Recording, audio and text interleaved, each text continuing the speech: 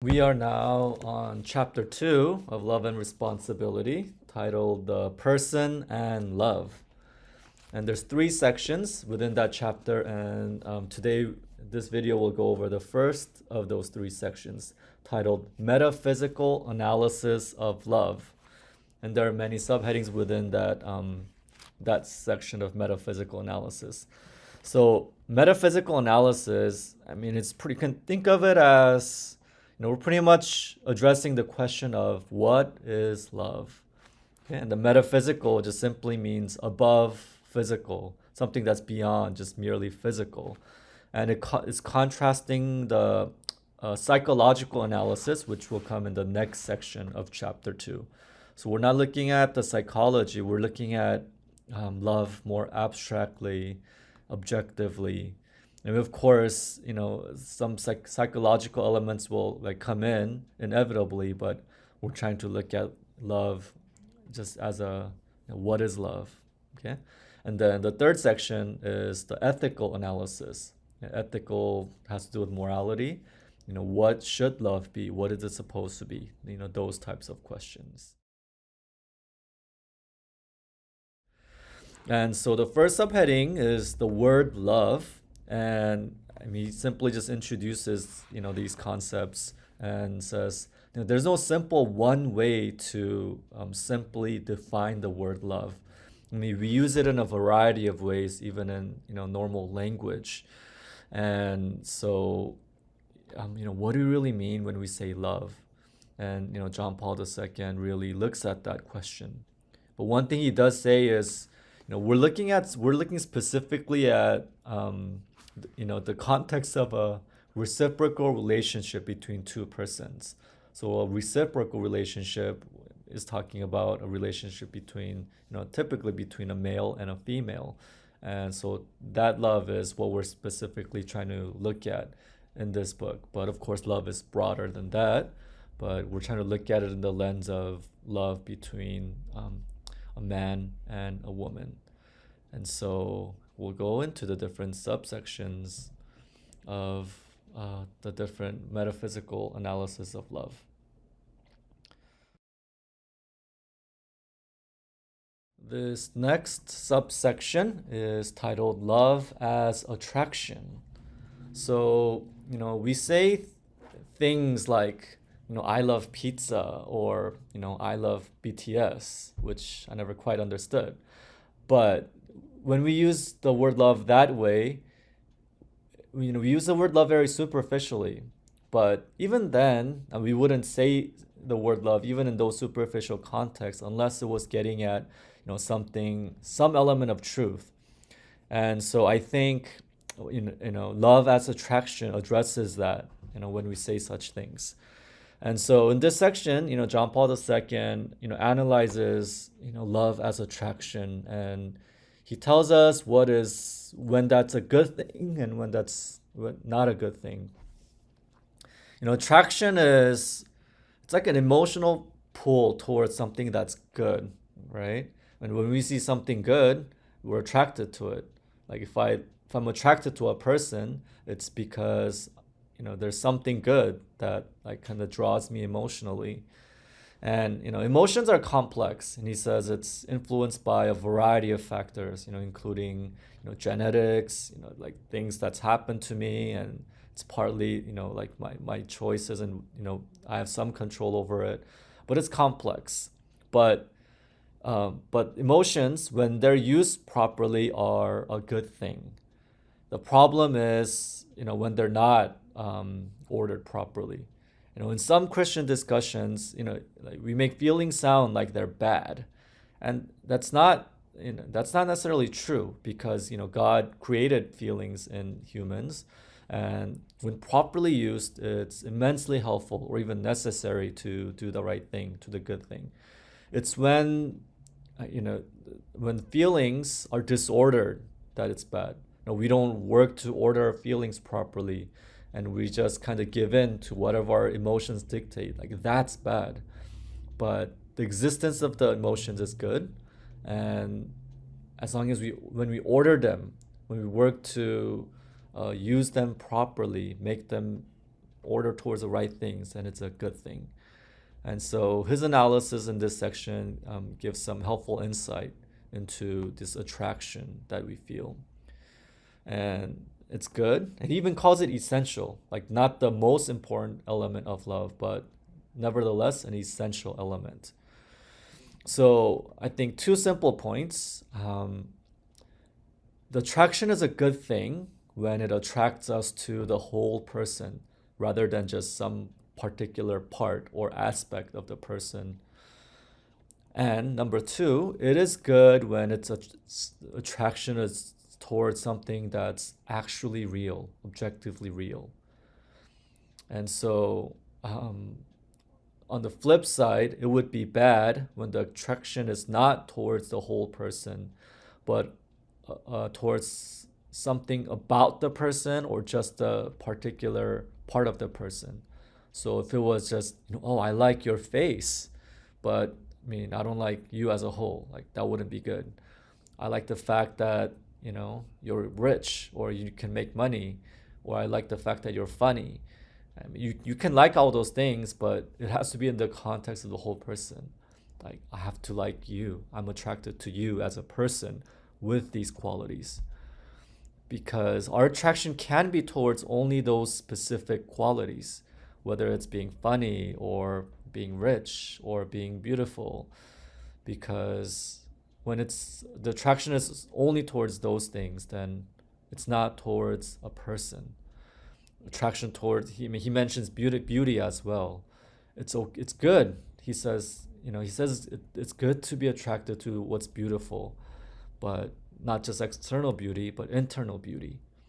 And it's not only internal beauty either. I mean, nobody would say, oh, like my significant other thinks I'm internally beautiful, but externally doesn't find me beautiful at all. Like, who finds satisfaction in that, right? So, he says attraction towards a person as a whole and it is a good thing. When it's only to a specific part of the person or a certain quality, that's not a good thing. And the second point, attraction being towards something real. So, so on the converse, if we're attracted to something that's imaginary or just a figment of our imagination or something that's our idealization or something caused by emotion, or I like how I feel, those things wouldn't be good.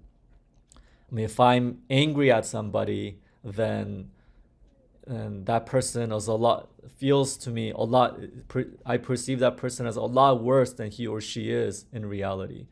Or if I'm really feeling infatuated with a person, then that person I perceive to be a lot better than he or she is in reality. So emotions influence our perception of reality. And so when we're attracted to something, are we attracted to something that's real, or are we just attracted to something that's a figment of our emotion or imagination, or we just like how we feel? Then it wouldn't be a good thing. So those are a couple points about love as attraction that's important. Section is love as desire, which is kind of similar.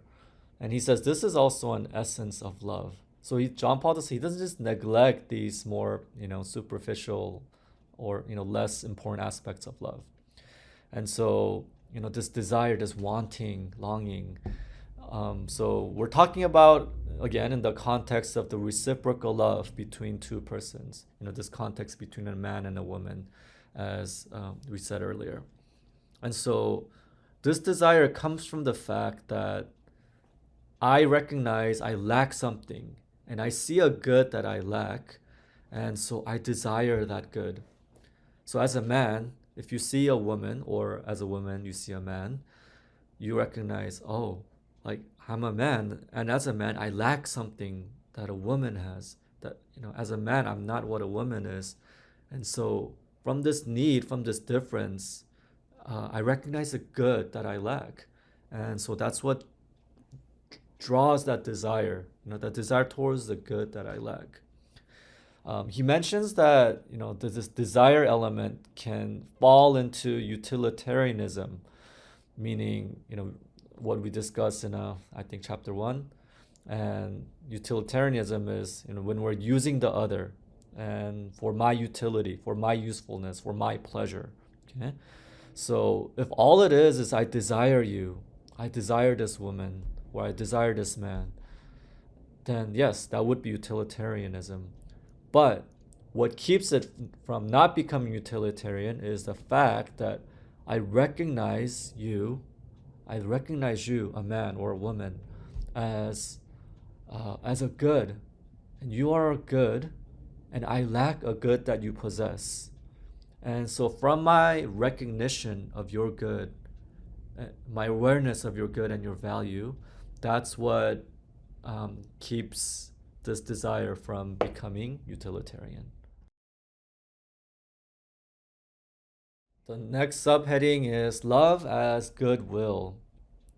You may have heard St. Thomas Aquinas' definition of love as to will the good of the other. And this is what this is talking about. So, this is the most important element of love, to will the good of the other. So, John Paul II, he talks about love as the highest fulfillment of man, when you can love like this.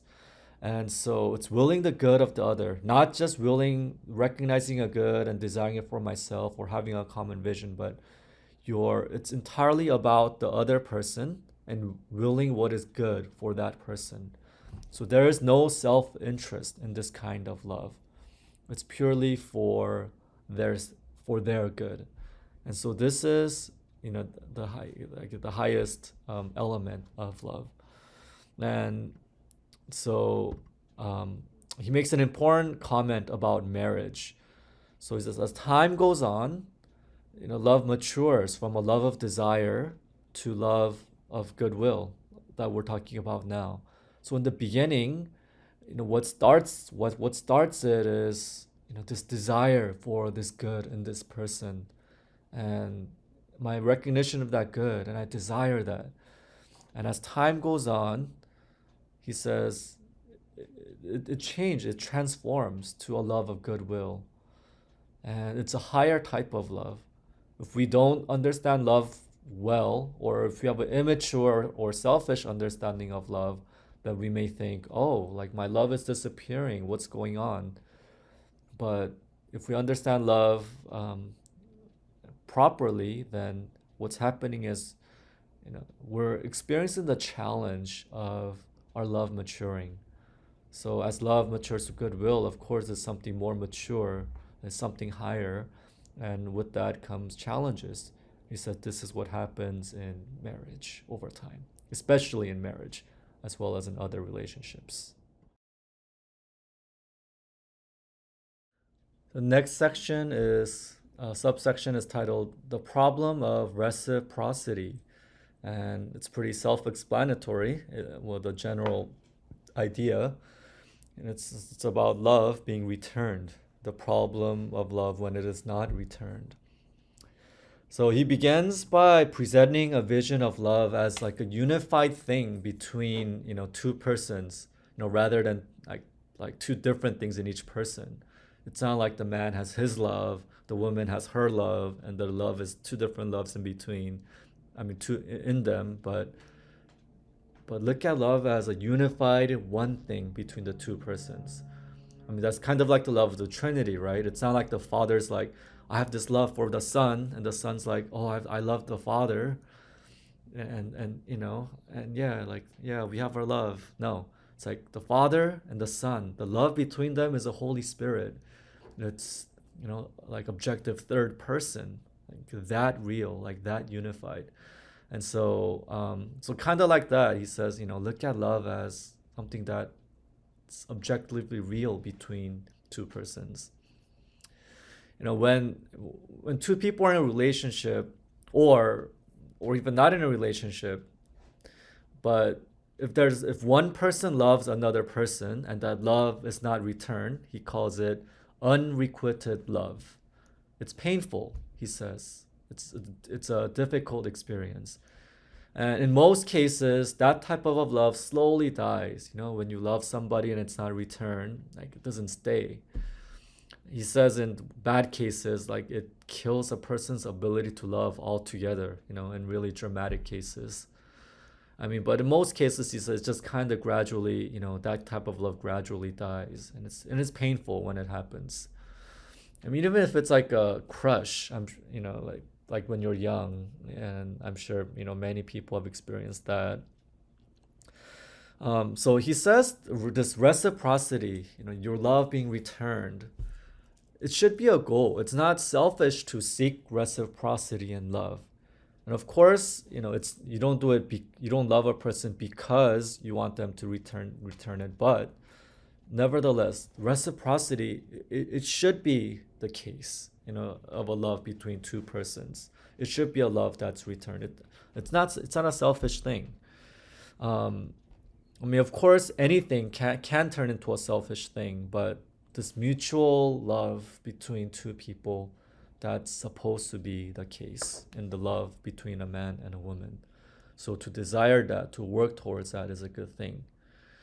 Um, in that mutual love, in that reciprocity, it's also possible that two people can just want mutual pleasure, and I'm pleasing to you, you're pleasing to me, and that's good enough for them. I'm useful to you, you're useful to me.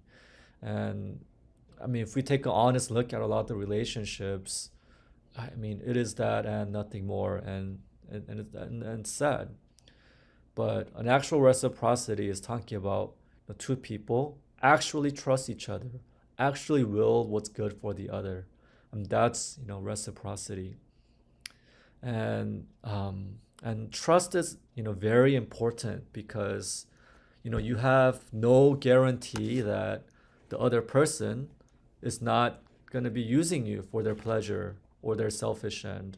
You're faithful and you're loving that person, you're trusting that person, willing the other person's good. How do you guarantee that your future spouse will like love you in that same way and won't just use you? How do you guarantee that? You make sure they do the love and responsibility course. No, but um, you so that's why there needs to be a trust between two people. And so based on this fact, he makes two concluding comments in this section. The first is that the ethical analysis of love is necessary. Don't just look at love psychologically, what I experience. You have to look at, ethical love ethically. Like what is love and how, like what it should be. So I was kind of, joking, but at the same time not. If we understand these concepts of love and responsibility, we will have an proper ethical understanding of love, ethical analysis of love. And it's important that that's there. And so the second conclusion he makes about following from that point, is that it is necessary to examine your love before marriage, because you're about to build a foundation for which you're going to live for the rest of your earthly life. And so at this foundation, is there like actual understanding of love? Is it based on love and goodwill, or is it based on just something emotional, something that's utilitarian? And so it is a tragedy when a marriage isn't founded on a genuine understanding of love.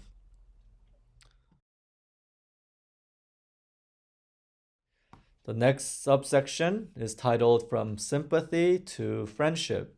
And this section is important. It kind of captures the essence of what this whole section is about. So when he's talking about the word sympathy, he's not talking about feeling sorry for somebody. Typically we use sympathy as we feel bad for somebody and like we sympathize. But he's talking. You can look at it as like an emotional connection between two people, like a pleasant emotion connecting two people. And so so that it can lead us to see the value of the person or committing to a relationship or the good of that person, like with my will. At first, it's just an emotion, and that can lead to a more substantial commitment to that person, and perhaps even to a point of, apart from how I feel, it can even lead to a type of relationship where even if I don't feel this pleasantness, I'll still be committed to you and what's good for you, as committed friends do, and wives do, husbands do.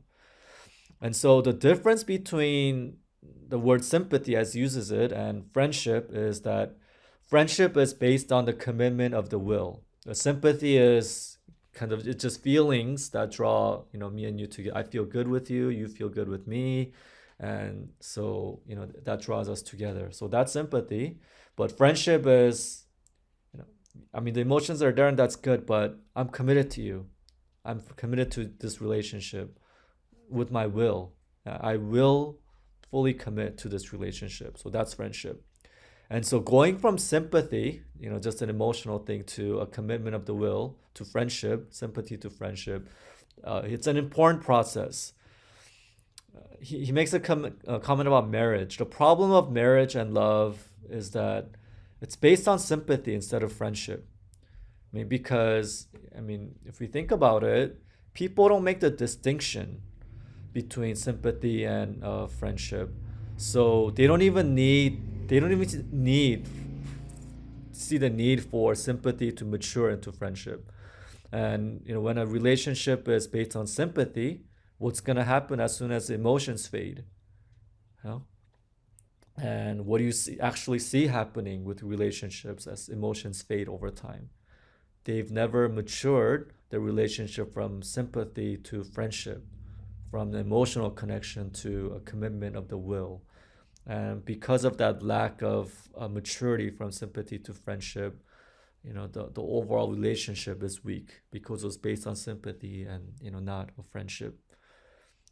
He doesn't deny that sympathy is important, because even when there is friendship, sympathy will continue to be important. Why? Because feelings are important. If there was a relationship where there was no warmth or tenderness or passion or pleasantness, you don't want to be in that type of a friendship or a relationship, even if you're committed. Okay. And so, he talks about the value of both sympathy maturing into friendship without denying the value of sympathy. He makes also a comment about the term he calls comradeship. We never really hear that word in the English colloquial use. We never say we are in a comradeship. But we do know the word comrade. It just means kind of like we're on the same team. Something unites us, and so you can think of as kind of that. So it's not based on feeling, and it's not necessarily like based on love or commitment of the will. So think of anything that two or more people can value in common for objective reasons, like hobbies, for example. Like work. Like two people have enjoy the same type of work, or two people play sports together, or they're the same nationality, or they have the same faith, or political beliefs, whatever it is. So two things that draw people, unite people together. He calls comradeship, so that can be a helpful thing too. But the important thing is going from sympathy to friendship, going from a relationship based on emotional pleasantness to a commitment of the will. The last section is called Betrothed Love, and it's obviously talking about two people who are committed to spend the rest of their lives together in marriage. And this is a love that's beyond anything previously mentioned. It includes all of that, but it's beyond that. When we think of a type of love in which there's like complete self-surrender and willing the good of the other, that could happen between a mother and a child. That could happen. I could do that. I don't, I'm not saying I do it well. but I try, but I don't know. Like a priest can't theoretically like give themselves like completely like to God and to the people and to the church. But even then, it wouldn't quite be betrothed love, because betrothed love is talking about something very specific. What John Paul II says, it's about giving oneself entirely to another chosen person. Okay, and so that's what's specific about betrothed love. Not only is there that element of complete self-surrender, but it's giving it to another specific person of choice. And it has other elements as foundation, but it's beyond all of that, because you give yourself to another person. Okay, so those are the sections. That concludes the section under metaphysical analysis. We looked at love kind of objectively and conceptually. And so the next section will look at love psychologically, like what we experience. And then after that, it'll be the ethical analysis. What is, like what is supposed to be, what is the right way to look at it. And so just as a reminder, as we study these things that Pope John Paul II wrote, try to remember the important concepts. Just take whatever, rather than trying to get everything, take whatever speaks to you, try to take the key points, and see its application, use it as growth. And like, how do I approach life, love, and relationships? And so it's a gradual process. It's one step to get it, and a much gradual step to kind of apply it. Let it sink in. And so don't just stop once you get it, but the difficult part is just kind of letting it sink in and actually affect the way you approach relationships and love. Okay, so that concludes this section.